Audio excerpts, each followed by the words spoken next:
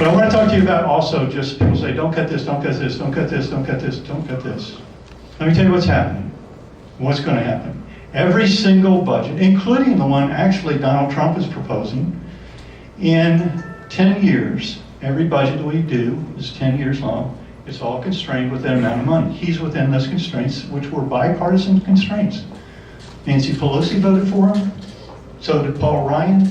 So did Patty Murray, who was chairman of that committee for, and others in the budget committee over in the Senate. They all supported a 10-year amount of money that we would spend. Now, where we spend it is what's being argued, okay? So that's the deal, but still, all spends the same amount. Here's what happens when we do that. If we don't do anything else, we just keep funding things the way they go. In 10 years, the interest that we'll pay in 10 years is going to be $750 billion. That's what we'll be paying. Not one dime of it will be spent down. We'll not have paid off any of it. That's what it's going to be. I'm just getting the facts. That's more than the defense budget, both now and then.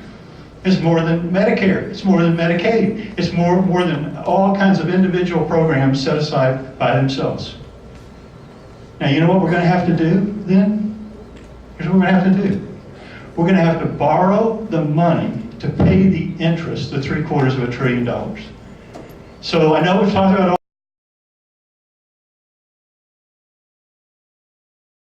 all these problems, and we need to spend more here, but more there. Just know there is a payday coming. And when it comes, nobody's talking, not one person asked about that. There is not been one person in every town hall meeting I've done, or listening session I've done, that has asked anything about that. What are we going to do when we have to borrow all the money, $750 billion, to pay an interest payment of $750 billion? What are we going to do? So just know,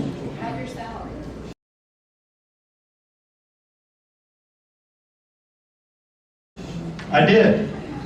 I'm the only one in Congress that did. Somebody said, cut your salary. Absolutely. If we rolled back to 2008, all the programs, then we would balance the budget today. So I have to do. So I go over to the Bureau of Public Debt every year, and I hand them a check. I try to get them to take it out of my check. They can't do it because there's a constitutional provision that says every member of Congress has to make the same amount of money. So I took a check over there, and I handed it to them.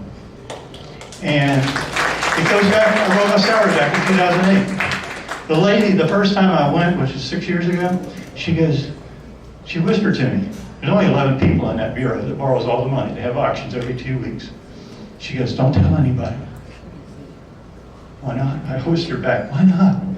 She goes, we are not set up to have a bunch of members of Congress come over and pay down the debt.